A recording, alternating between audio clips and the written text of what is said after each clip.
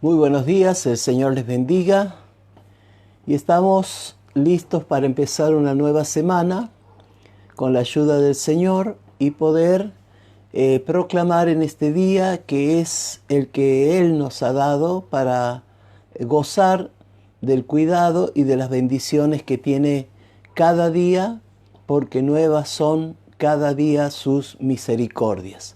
Así que quiero hoy leer la palabra del Señor.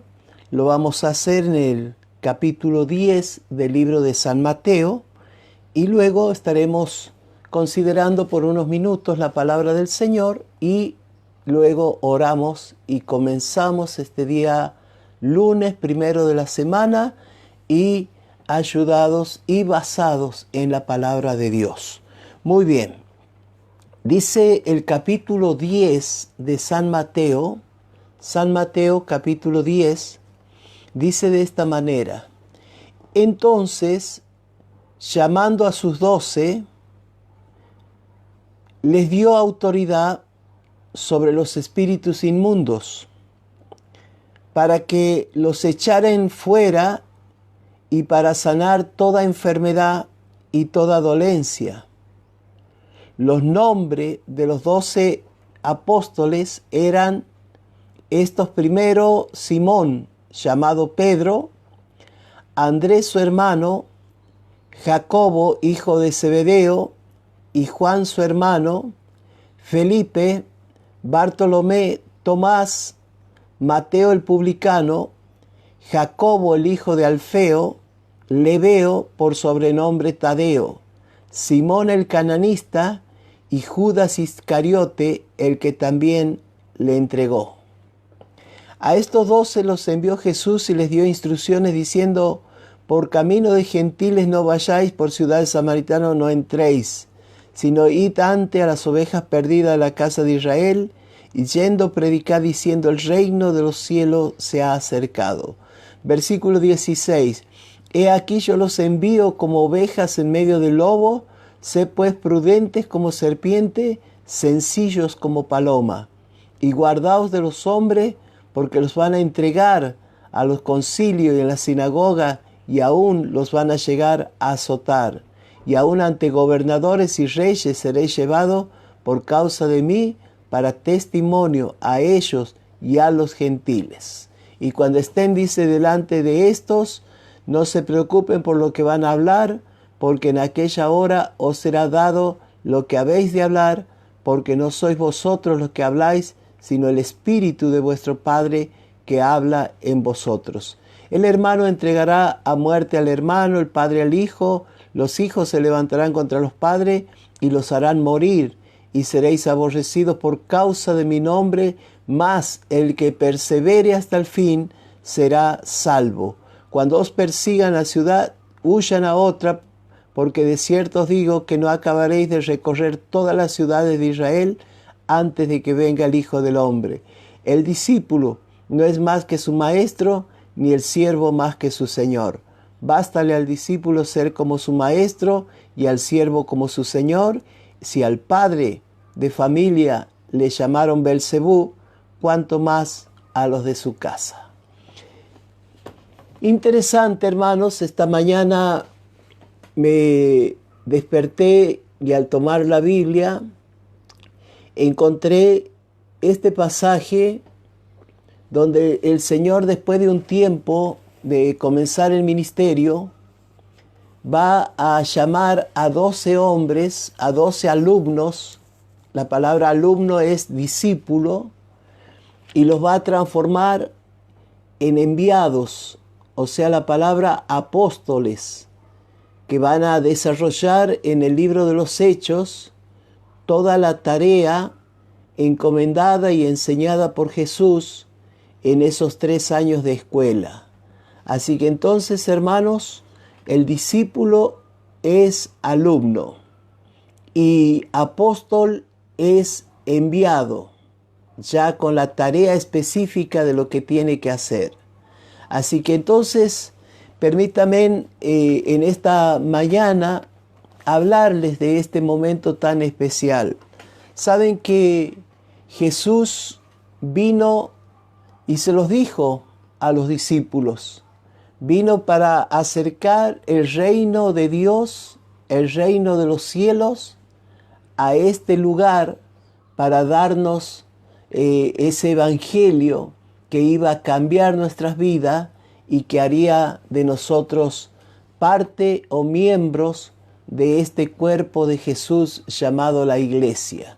Entonces, hermano, ¿cómo hizo Jesús para cubrir el mundo con el evangelio? Lo hizo sencillamente llamando a 12 personas. Nada más. Pudiéramos cambiar la palabra 12, llamó una docena de hombres. Y ahí los menciona, algunos eran pescadores, otros eran funcionarios, otros tenían seguramente tareas diferentes, y los llamó. Hizo un llamado y formó un equipo. Llamó y formó un equipo. Y con esa docena de personas, de hombres, también de alguna manera, los entrevistó a cada uno. No es que los llamó así por el solo hecho de llamar a cualquiera señalándolo con el dedo. Los entrevistó, trató con cada uno de ellos en forma personal.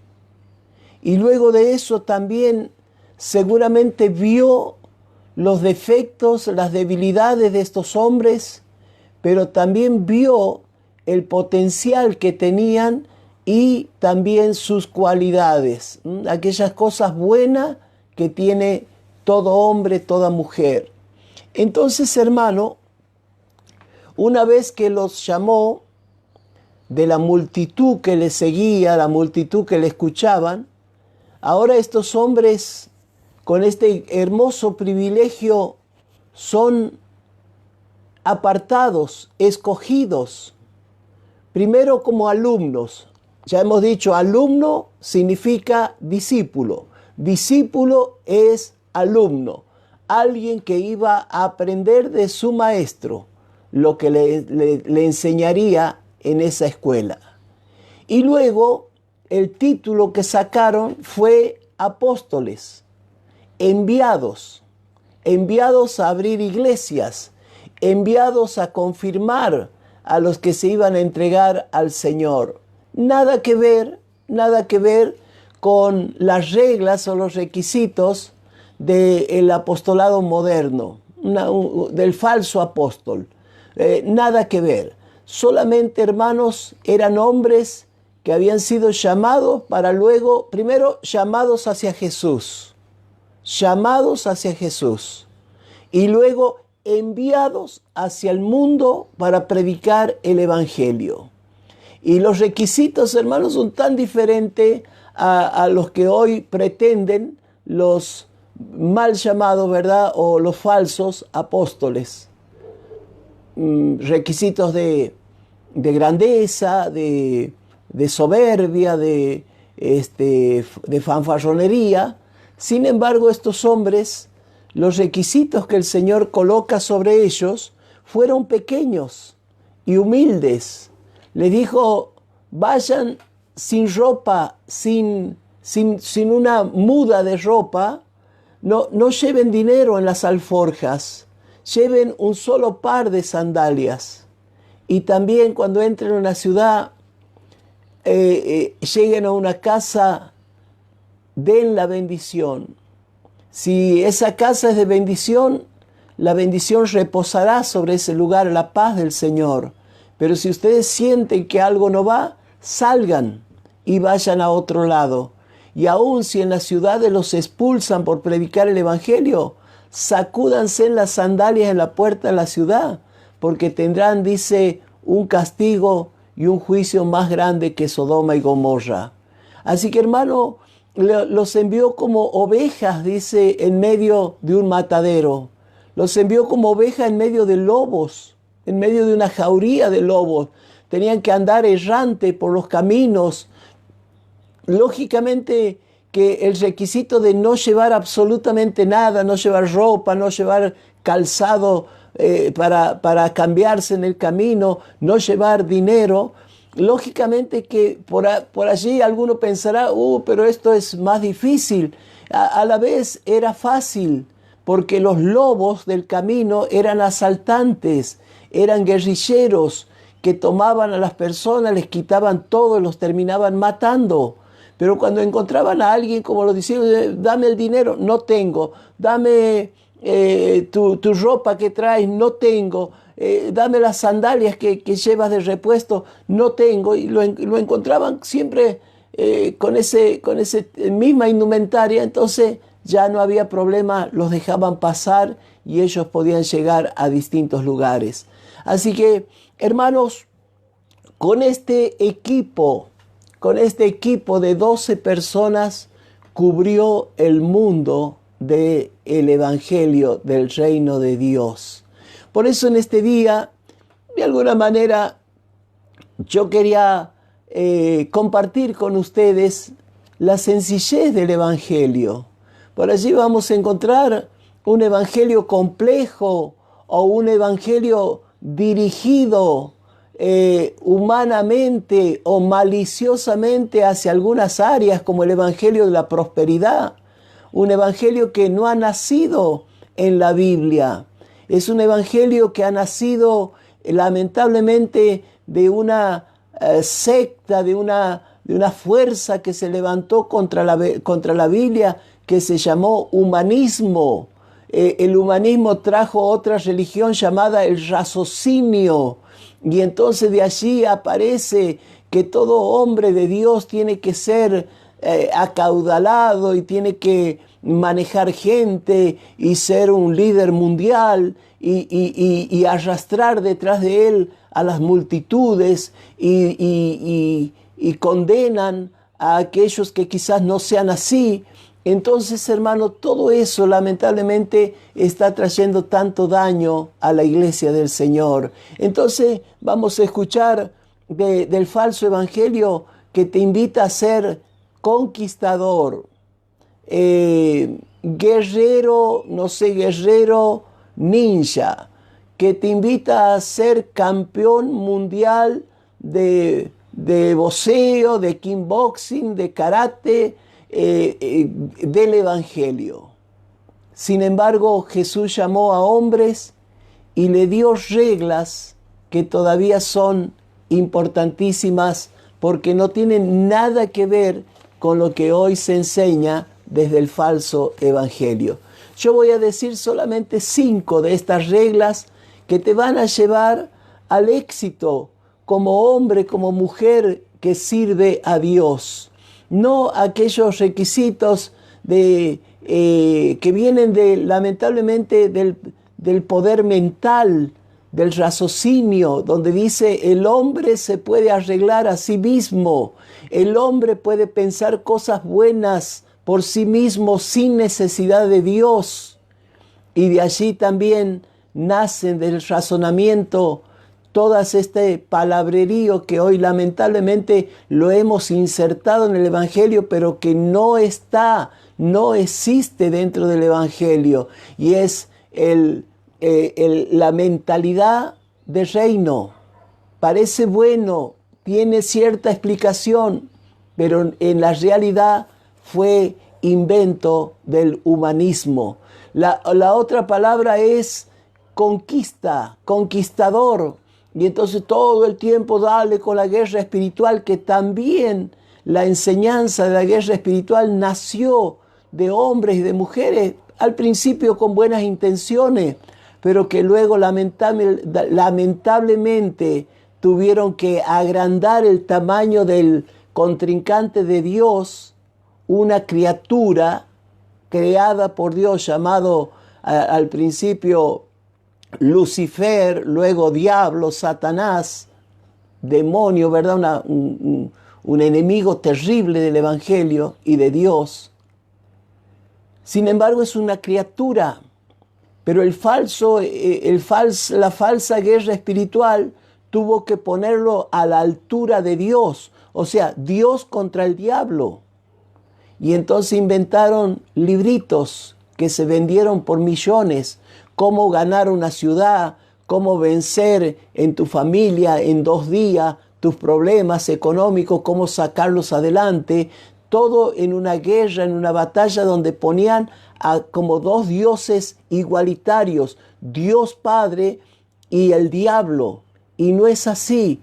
En la Biblia Dios sigue siendo el Dios todopoderoso, el Dios creador, y el diablo sigue siendo una criatura ya lastimada, casi herida de muerte por la cruz del Calvario, y que todavía hoy intenta únicamente con artimañas, con engaños, con palabritas, engañar a los escogidos de Dios para sacarlos del verdadero propósito. Entonces, hermano, necesitamos hoy volver a la sencillez del Evangelio y poder decir: el Señor, ¿para qué me ha llamado este día lunes? ¿Para qué me ha dado la vida? Pues para predicar su palabra, para vivir correctamente como un verdadero hijo de Dios, para no cambiar ni en una coma, ni en una tilde el verdadero Evangelio.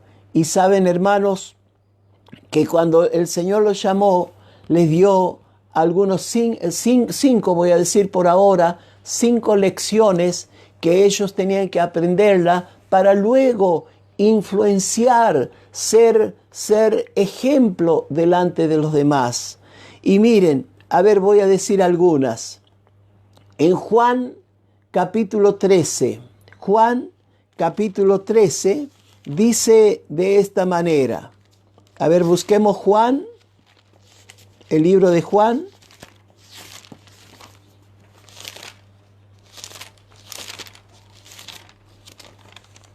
En el capítulo 13, versículo 12, dice de esta manera: así que después que les hubo lavado los pies, tomó su manto, volvió a la mesa y les dijo: ¿sabéis lo que os he hecho? Vosotros me llamáis maestro y señor, y decís bien, porque lo soy. Pues si yo, el Señor y el Maestro, he lavado vuestros pies, vosotros también debéis lavaros los pies los unos a los otros, porque ejemplo os he dado, para que como yo he hecho, vosotros también lo hagáis. Hermano, qué diferente a ese: sal a conquistar, destruye tus enemigos, pisotéalos, pásalos por encima, conquista todo, toma la espada de doble filo, destruye, retasea, haz pedazo a todos. Párate en el lugar de número 1, tú eres el as, tú eres el líder, tú eres el gran hombre. Sin embargo, aquí primero reconoce que lo llamaron maestro. Soy maestro, dice Jesús. Soy maestro, bien hacéis en decirlo. Pero como maestro me he inclinado y con una palangana de agua les he lavado los pies. Ustedes también deben hacer lo mismo. Entonces, hermano, es necesario que en este envío del Señor a los discípulos era enseñarles primero con el ejemplo. O sea, cuando digo lavar los pies, porque hoy también se ha hecho una costumbre de gente que son lavadores de pie, o como dijo un santiagueño, lavadores de patas, porque usan esa expresión en el campo, y lo usan como un amuleto, como una cosa que los, no sé, promociona algo, pero nada más que es un acto de mojarle los pies y secárselos. Pero el verdadero sentido hoy es que nosotros debemos ayudarnos los unos a los otros, debemos ser compañeros, de tal manera que como en la época de Jesús, también una persona se dejaba lavar los pies si era realmente conocido, si tenía confianza, tanto de un lado del otro. Era un símbolo de amistad. Eres bienvenido a esta casa. Entonces, hermano, ¿por qué no hoy practicar el ser ayudador? Es bueno, a veces yo tengo, no sé, como tres ventanas de Facebook, y hay, en uno tengo 5.000 amigos, entre comillas, y en otro tengo creo que 3.000, y en otro no sé si va cerca de los 1.000. Pero aún, hermano, lo único que a veces sacamos de lo que decimos, de lo que escribimos, de lo que ponemos, es un me gusta o una manito levantada así. Pero lamentablemente la verdadera comunión, la verdadera ayuda era lo que Jesús le estaba transmitiendo a los discípulos. Sean ustedes los de inclinarse un poquito y mirar por los demás, mirar por aquellos que han caminado, que se han lastimado los pies, por aquellos que vienen de batallas duras de la vida. Ustedes inclínense y laven y echen aceite y sanen las heridas para que ese hombre, esa mujer pueda seguir caminando a la par de ustedes o en medio de la sociedad donde le toca vivir. El segundo requisito era en Mateo 18:21. Mateo 18:21 dice, entre estos requisitos que le dio, escuchen, dice: entonces se le acercó Pedro y le dijo: Señor, ¿cuántas veces perdonaré a mi hermano que peque contra mí? ¿Hasta 7? Y Jesús le dijo: no os digo hasta 7, sino hasta 70 veces 7. 70 veces 7. Así que entonces, hermanos, las reglas hoy son de voltea a tu enemigo, destrúyelo, destruye a aquel que tú sientes que es un obstáculo en tu camino. Sin embargo, el gran maestro dice a sus discípulos: si alguien les ha faltado, si alguien los ha ofendido en algo, perdónenle. Y Pedro pregunta inocentemente: Señor, ¿le perdonaré 7 veces? ¿7 veces en el día? ¿O una vez por semana? Perdono a uno el lunes, el martes, el miércoles, hasta el domingo. Sin embargo, Jesús dijo: perdonen hasta 70 veces 7. Y si usted multiplica esos números, hermano, se va a dar cuenta que tiene que perdonar siempre. Siempre estará el pedir perdón o el saber perdonar a los otros como bandera de los verdaderos hijos de Dios. El tercer requisito, bueno, no tengo tanto tiempo con este devocional, el tercer requisito es Mateo 17, ahí nomás, 17:20, dice de esta manera: Jesús le dijo: por vuestra poca fe, porque de cierto os digo que si tuvierais fe como un grano de mostaza, le dirías a este monte: pásate de aquí a allá, y pasará, y nada le sería imposible. ¿Sabe qué les dio, hermano? ¿Saben qué es el grano de mostaza? Les dio una visión, una mirada de fe. Yo hace unos días atrás en un devocional les mostré lo que es una semilla de mostaza. Es pequeña como la cabeza de un alfiler, pero adentro de esa semilla hay árboles, hay hojas, hay ramas, hay raíces, hay frutos, hay flores. Todo eso dentro de esa cosita tan chiquitita. Pero hay que tener una visión grande para ponerla en la tierra, regarla y esperar el tiempo que eso dé fruto. De la misma manera, hermano, hoy lo que el Señor nos está diciendo, que si tuviéramos fe, ¿cuál es la fe que tienes hoy en día? ¿Es del tamaño de una casa? ¿Es del tamaño de un grano de mostaza? ¿O es más chiquito que un grano de mostaza? No importa. Lo que el Señor te está diciendo: toma esa pequeña fe, porque si tú la tomas y la crees y tienes esa visión de que vas a lograr, de que vas a alcanzar, de que vas a llegar, tómala, siémbrala en tu corazón, en tu mente, hasta que se haga un árbol gigante de cosas maravillosas.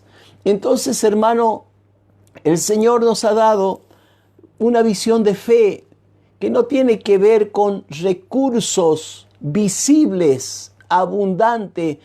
Si yo tuviera, no sé, $1.000.000 haría esto. Si yo tuviera estas herramientas haría este otro. Él nos ha llamado para hacer cosas solamente con una visión de que la fe, aunque sea tan pequeña como un grano de mostaza, puede llegar a ser grandes, grandes cosas. Otra regla de oro que les dio Mateo 7:12 dice: por tanto, todo cuanto querráis que los hombres hagan de ustedes, ustedes háganlo primero con los hombres. O sea, en otras palabras, muchas veces, hermano, en este nuevo evangelio que se predica, evangelio de conquista, es donde tienes que voltear a todos y pasarles por encima. Sin embargo, dice, ustedes, si quieren algo de una persona, primero hagan algo por esa persona. Entonces, de repente, algo va a cambiar, algo se va a quebrar, y lo que ustedes estaban esperando de esa persona va a venir porque actuaron no conforme a las reglas del falso evangelio, sino a las reglas del gran Maestro, nuestro Señor Jesucristo. Y el último de los requisitos es Mateo 15:18. Mateo 15:18. Y dice, a ver, vamos a leerlo y con esto vamos a orar al Señor. En Mateo 15, versículo 18, dice, pero lo que sale de la boca, del corazón sale, y esto es lo que contamina al hombre.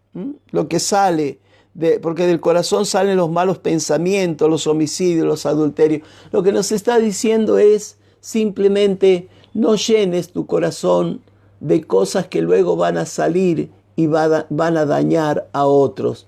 Llena tu corazón de la palabra de Dios, llena tu corazón de las verdades del Evangelio, llena tu corazón de la sana doctrina, llena tu corazón de lo humilde que era tu maestro, mi maestro, y con eso haremos grandes cosas. Así que, hermanos, qué lindo volver a recordar cómo el Señor llamó a 12 personas, les puso un granito de mostaza en la mano y los envió sobre el territorio del mundo, y hasta el día de hoy todavía seguimos sembrando y seguimos cosechando almas para el reino de los cielos. Así que quiero orar en este día. Padre, te ruego que bendigas a tus hijos y los ayudes a entender este sencillo llamado, pero que a la vez es el más grande de los llamados, porque nos caracteriza vivir y servir en el reino de Dios de una manera diferente a los gobernantes y a los reinos de la tierra. Señor, que en este día yo pueda sentir dentro de mi corazón que puedo inclinarme para lavar los pies de los demás, que puedo aún, Señor, tomar mi pequeña visión y creer que puedo alcanzar grandes cosas en Dios. Ayúdame, Señor, también a entender estas reglas, estos requisitos de que yo, si quiero que los demás me traten de una manera, yo tengo que empezar, porque sería como empezar a cambiar por mí, y seguramente que eso se transmite como un ejemplo y otros cambiarán también para bien. Ayúdame, Señor, a entender que lo que sale de mi boca es lo que primero yo he metido en mi corazón. Y en este día, Señor, me cargo del poder del Espíritu Santo, me cargo de alabanza, me cargo de gratitud hacia ti, Señor, y entonces, lógicamente, que mi boca hablará de eso que ha llenado mi corazón. Señor, bendigo a tus hijos, a los que están en necesidad, en situaciones difíciles, a los hermanos que están pasando por situaciones adversas, aún luchando contra este virus y esta pandemia que hay en el mundo. Señor, dales la fuerza y el poder para atravesar los momentos de guerra. Nos ponemos en tus manos en el nombre del Padre, del Hijo y del Espíritu Santo. Amén y amén. Mañana 7:30 estaremos de vuelta en el devocional de Operación Sarepta. Gracias a todos los hermanos que han enviado saludos. Dios los bendiga. A todos los que están hoy detrás, ¿verdad?, de este pequeña pantalla. El Señor los bendiga de una manera maravillosa. Esta tarde vamos a tener otra vez, retomar con los estudios de la palabra del Señor a través del WhatsApp a las 3 de la tarde, 15 horas, y seguramente que Dios nos va a estar bendiciendo también de una manera maravillosa. Así que, hermanos, desde Santiago del Estero, un abrazo grande y que Dios les bendiga grandemente. Y no se olviden, hagan como el que los llamó, como el gran maestro que llamó a ese puñado de personas, a esa docena de personas, y los capacitó en sus áreas fuertes y aún quitó aquellas que eran erróneas y que debilitaban la vida de ellos como personas y como servidores. Y entonces haremos grandes cosas en Dios. Que el Señor les bendiga.